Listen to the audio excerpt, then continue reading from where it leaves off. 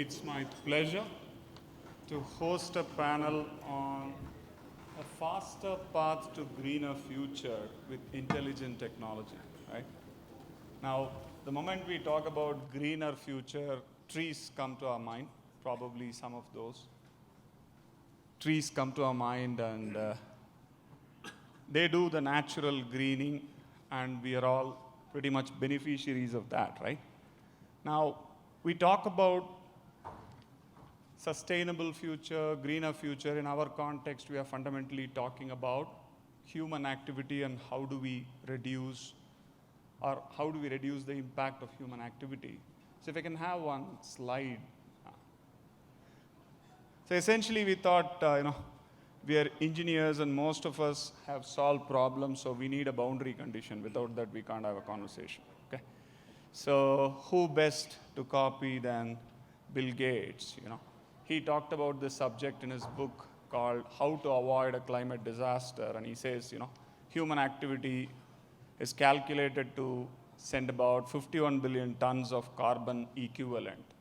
Now, that's a good enough boundary condition for us to solve, right? How do you solve for 51 billion and make it zero?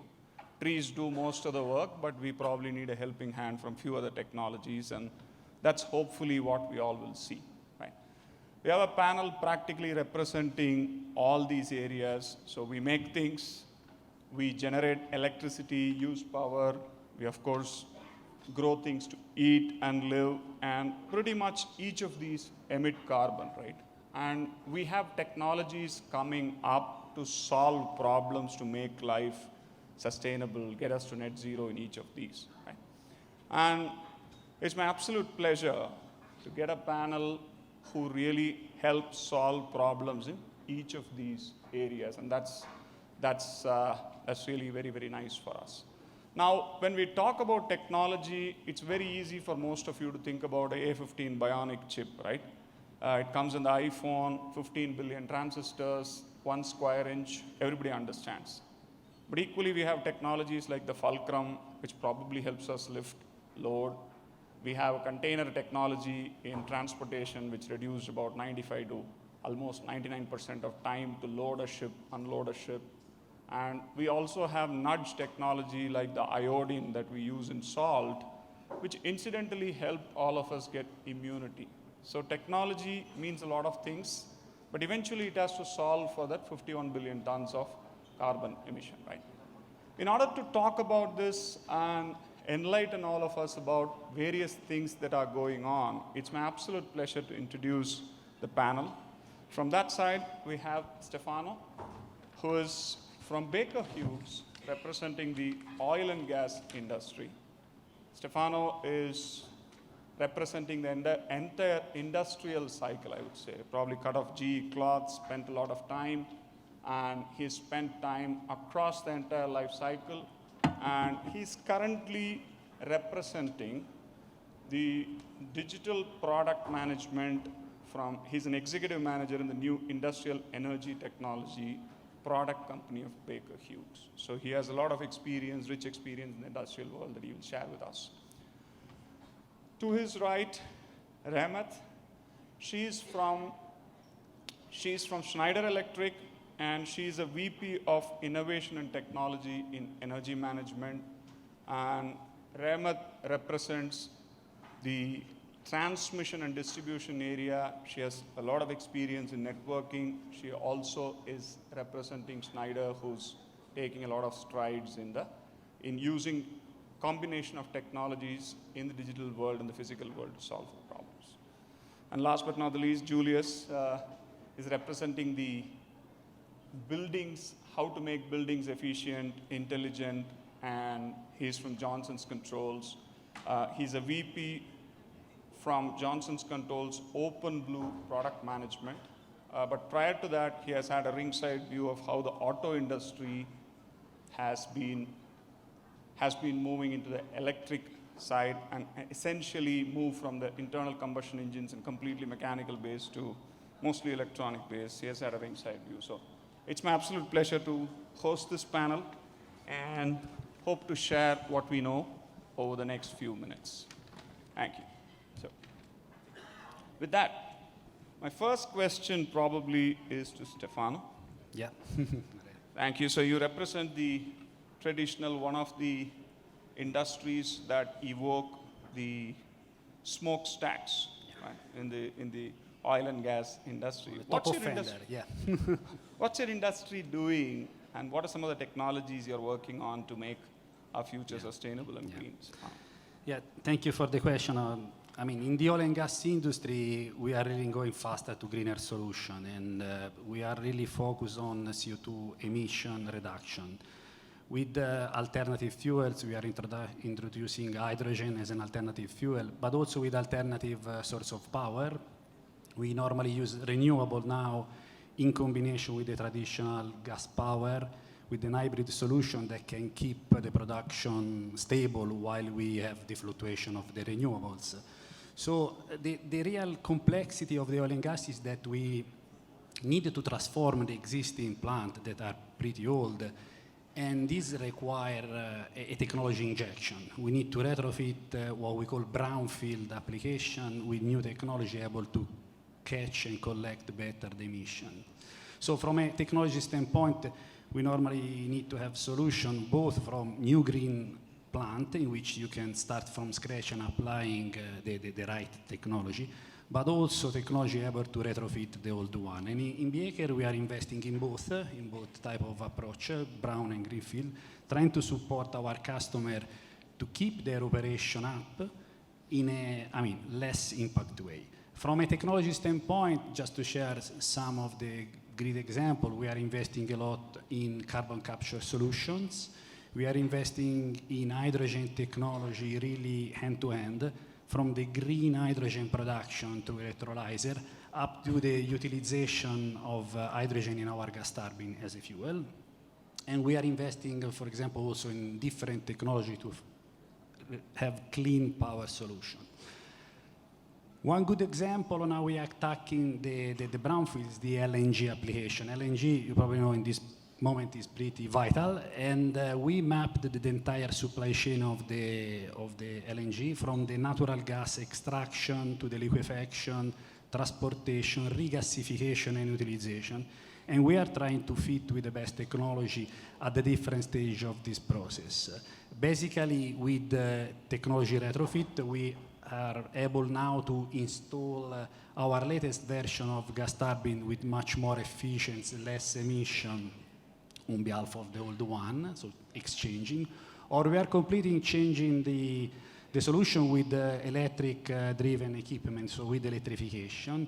Or also we are able to apply completely new solution like the carbon capture module at the end of the more relevant from a CO2 source standpoint part of the plant, like the gas treatment. So this is a little bit how we play in any single corner.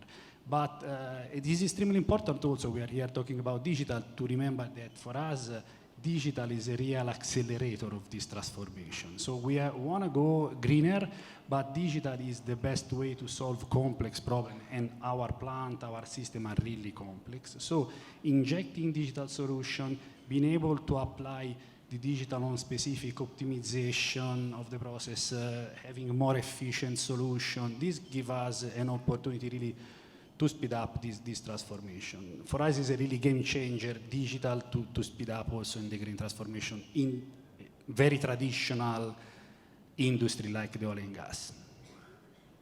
Thank you, Stefano. A lot of work that I can make out. And Julius, if I can come to you, Stefano touched upon how existing brownfield infrastructure is difficult, and you deal with buildings which probably stay forever.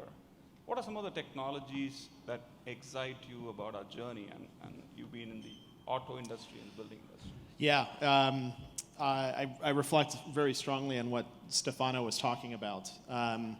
There is nothing more meaningful than what we can do with data and digital technologies in the building space. At Johnson Controls, we like to say that 40% of the world's greenhouse gas emissions come from buildings, whether those buildings house people, whether it's where you work, we build things. Buildings are an important part. So if we want to get serious about sustainability, buildings are a great place to start. And so with OpenBlue, which is Johnson Controls' digital platform, we're using We're using data, we're using technology, we're using connectivity to connect buildings, connect the equipment inside of buildings, and all the IoT sensors and building subsystems and IT systems to create meaningful opportunities to reduce energy consumption in buildings. On top of that, we're also able to improve the air quality inside of a space, create better experiences for employees. And the best part of that all is that I don't have to wait for people to buy a new product. We can do it in brownfield buildings. We just have to connect and add software. We don't have to buy a new vehicle that's electrified in order to make a difference. We can use software and technology to do that. And with AI, we're going to have even more opportunities to find efficiencies from that perspective. That's encouraging. So, Rehmat, I know Julius talked about some of the IoT and equipment. I know Schneider helps in this area. You have a strategy called Electricity 4.0, which probably accelerates this. Right? Can you talk to us a little bit about it? Absolutely. So thanks, Alex, for leading this question to me. So hello, everyone. Good afternoon. So before I actually get into this, sustainability strategy of Schneider, which we call it as Electricity 4.0, I would like to just touch base on the current global situation that we are in with respect to climate change. So we all know that today the amount of carbon in our atmosphere has risen exponentially. And if we do not do something about it, we all know that this carbon concentration is going to increase and have a bigger impact on the temperature of Earth, which is around 4 to 6 degree increase in our temperature. So what do we do about it, right? One, to remain on a plus 1.5 degree centigrade path and be carbon neutral by 2050. But in Schneider Electric, we believe that we need to act fast, because 2050 is too far away, right? We need to divide our target and look at reducing the carbon emission by 2030 itself. So at Schneider Electric, we believe that being more digital, when I say digital, it's more about from an efficiency perspective, how do we leverage digital and be more electric from decarbonization perspective. And we feel that this is the fastest route for us to reach carbon neutrality and be more green, right? So when just to emphasize more on these two levers of Electricity 4.0 strategy that Schneider Electric believes, when I say more electric, since electric is the only, we can say energy or energy source that can be decarbonized over time, and also because it's the most efficient, 3 to 5 times efficient energy source today. So how do we leverage it? At Schneider Electric, we are using all the latest technologies around, leveraging technologies around electric grid, which can be smart grid, microgrid. We are talking about using demand response strategy. How do we build? How do we optimize and make our energy more efficient, right? And when I talk about more digital, when we say digital, we are talking all about making something which is invisible visible.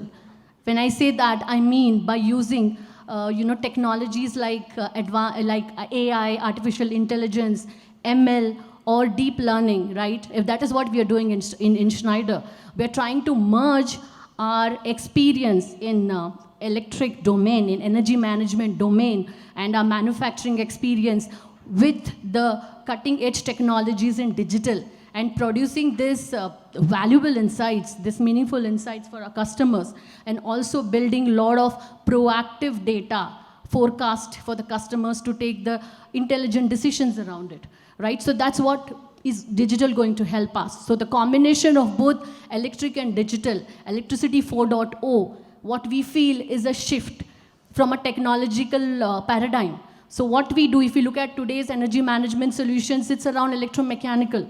But with this shift of more electric and more digital, we are talking about a shift to more electronics and digital. And that's what we believe in our Electricity 4.0 strategy. Thanks. Thank you, Rehmat. Very passionate answer. And Stefano, Rehmat talks about making the invisible visible, and she talks about AI and related things. Most of the problems we solve with is multi-science, multi-dimensional, or multidisciplinary, if I may use that. So in your area, what does digital even mean? You also touched upon it. Can you give us some examples of the kind of research? Absolutely, yes. And as I said before, I mean, digital for us is an accelerator, is a sort of foundation for any type of optimization that we can, that we want to achieve on our complex systems. And in reality, we are injecting digital in our business, in our industry since many years, probably since 10 years. And with the ambitions of creating smarter and smarter equipment. Also, in our traditional product, we try to add sensors, analytics, software to help to run better and have a better efficiency, better operation, outcome-based solution. We were used to call this type of transformation a sort of move from industrial to digital industrial product. By the way, is what today we call Industry 4.0 revolution. And this is extremely important today, much more important in this energy transition to greener solution, because again, digital can really help a lot. I want to give you just a small example of one product that, by the way, is competing today in the NASCAM award here. And this is, we are building gas turbine since many years, and we are building combustion system to reduce emission with natural gas as a fuel from many years. But now that we are shifting to gas turbine with hydrogen fuel, we are facing a complete new challenge from a technology standpoint. And in particular, with the hydrogen combustion, the NOx control is extremely complex to keep the machine without the regulatory compliance type of emission operations. The NOx emission estimation is very complex, and anyway can help a lot to define the right control software for the gas turbines, but also to design the right hardware. And for us, the emission measurement is a very important challenge. In the lab, you use normally sensors, but this is from a technology standpoint, are very are difficult to be installed and difficult to be maintained for the entire life of the gas turbines. So what we develop is a synthetic sensors, like we call it virtual sensors. So basically leveraging the latest AI technology with deep learning, we trained some neural network to be able to regress the NOx emission at any stage of the operation of the gas turbine. So basically, the virtual sensor is absolutely able to have the same result in terms of NOx emission measurement that the physics sensors. And with this solution, we were able simply to remove one of the complexities inside the gas turbines and create something that can be easily managed also in the entire life cycle of the machine. I mean, this is just a small example, and we have many of these. The way in which we are able to install within our traditional product peace of mind, I mean, so smart piece that can help to operate much better. And for this reason, digital for us is the game changer, is really an accelerator of the transformation to greener product. Thank you. Julius, if I may follow up on that, essentially Stefano is talking about models which mimic the real world, and sometimes we don't know whether we're dealing with the digital or the physical. So how do large language models or some of today's craze in technology help there? Can you enlighten us, please? Yeah, I like to think of these AI models as really good at predictions and analytics and kind of giving you a lot of quantitative intelligence, right? And we certainly use a lot of that in OpenBlue, and we help leverage. We use AI to help predict how many people will be in a building, and maybe we don't spend as much energy heating or cooling a space based on those predictions. And what large language models and new technologies and generative AI have allowed us to do is to be a little bit more creative and use the generative AI as a problem solving or a productivity enhancer. And that differs so much from these quantitative models. We're able to now use generative AI to help with productivity, which is where often a lot of our costs, right, are in people, right? How much time are they spending triaging equipment versus actually fixing, right? You don't get paid until you're actually fixing the piece of equipment. So the faster we can use data, technology, AI to give them the information they need to fix equipment faster is going to be a huge enabler for us. And so we look at that as a field service productivity, and there are tremendous opportunities internally as well. How do software engineers and developers, like many of us started probably in this room as software developers, we've seen generative AI now accelerate the pace at which software is actually being created. So I think that's going to be a huge enhancer for all of our businesses. There's still a lot to learn. It's still very early days in large language model AI, but I think we're starting to scratch the surface of how it can help us both, with external facing products and outcomes versus internal productivity enhancements and enablers from that perspective. Thank you, Julius. It sounds like a lot of learning. The large language models actually help us understand real world and hopefully provide simple AI which we can use for decision making. Now, as you were speaking, I can see the billions of transistors processing that in 600 variables or 6,000 variables or 6 million variables, right? And that means a lot more power consumption and a lot more chips burning. So Raymond, you talked a little bit about the microgrids, and we talk about a lot of energy generated by renewable power, which is not quite like your large hydropower and things like that, right? Can you talk to us a little bit about how you're helping with the grid and grid resilience, and what are some of the technologies behind that, please? That'll be useful to understand. Sure. So if you look at the advanced technologies today available for electric grid, actually they are focusing on making the grid more efficient, as we're talking about, right? More flexible, and most importantly, as you already mentioned, building a capability for the grid to integrate with all the renewable sources. So it can be solar, it can be wind, any of these sources of energy that can be integrated to the grid. Right, and so if you look at technologies that is available today that we are leveraging around, smart grid is one option, one term that we call. We are talking about microgrid, which I already mentioned about. We are also looking at, strategies like demand supply. We are talking about using AC/DC. So a lot of such technologies are there today, which are actually helping the grid become very smart. And coming to the grid resilience, I think if you look at it, microgrid is a very good option, where we are trying to build the capability of handling a crisis situation, like we have cyber attacks, we have weather conditions which may have an impact on the grid and disrupt our power supply. So how microgrid can play a good picture there. So at Schneider Electric, we feel that microgrid actually can play an important role here.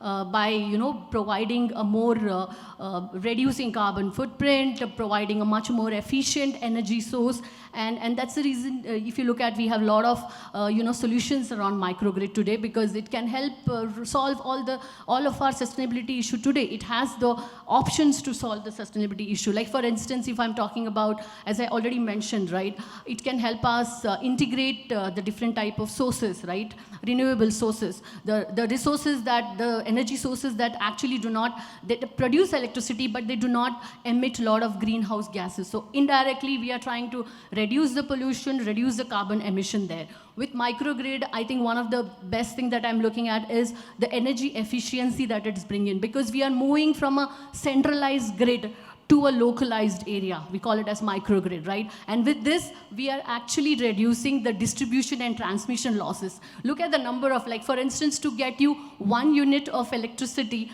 the grid supplies 3 units. 2 units of electricity actually goes into losses. So that is one option, that advantage that microgrid brings in. Other than that, if I have to look at from a demand and supply perspective, right? So today, I think using microgrid and the demand and supply strategy or option provided by microgrid, the electric providers today, right, energy providers, they can actually control the energy consumptions based on the demand and supply situations, based on the peak time or low peak time situations in a day, right? And other than that, if I'm looking at, we are also actually helping by giving back to the community, because when you're talking about microgrid, we are actually able to provide electricity to remote areas.